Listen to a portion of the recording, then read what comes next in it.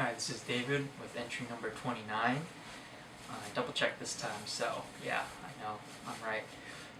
Maybe. So yeah, yesterday I talked about, in the last entry, I talked about the book, How to Win Friends and Influence People.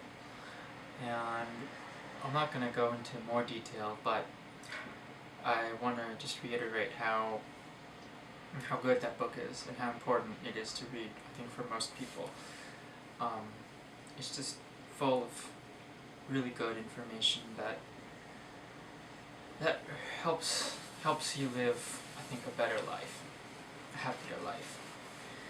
So this weekend I was alone. I think most of the other scholars left the city, so I kind of had to deal with being alone. And it's an interesting prospect, I think, dealing with loneliness, or not really loneliness, because that's more of an emotion, just the fact of being alone. Making your own time, making your own agenda, making your own schedule, that kind of stuff.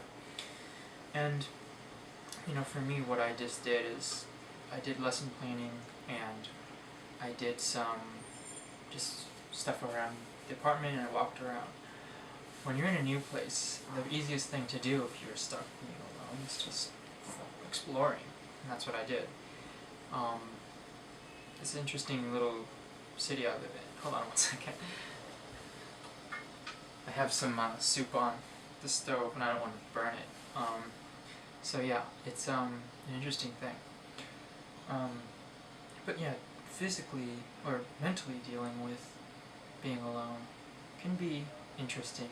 I think a lot of it has to do with us being social animals by nature, and when you're put in a situation where you're not necessarily able to interact with other people that speak your language, or you can communicate with, is probably a better way to put it. Yeah, there's an interesting feeling that kind of envelops you, kind of, you put in. And, for me, I was okay because I am kind of a solitary person to begin with, but I did feel like I really wanted to talk with someone, but I wasn't able to. Like, yesterday when I was walking around the town, or the city, I stumbled upon some missionaries, Mormons, and they're from Utah and Washington, and just in the 2 minutes I spent talking with them about the LDS church, it felt really good, and it also made me kind of sad because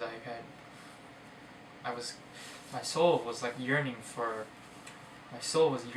communication, or with interaction with other English speakers, and I didn't think it would be that dramatic, but it was. So yeah, I found that was pretty interesting.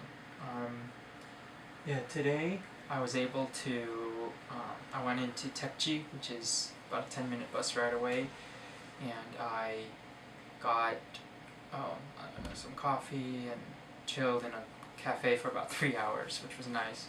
Something I had wanted to do for a while, and just read and wrote. This was really nice to be able to just relax and be in a nice, comfortable atmosphere. And it rained all day today, and it's raining now, and it was just nice to be in this kind of weather for me, actually. I love the rain. I love the cold weather. When it snows, it's going to be pretty intense. It'll be the first time I've been in an environment where it snows, so I'm pretty excited. Other than that, it was a pretty nice day.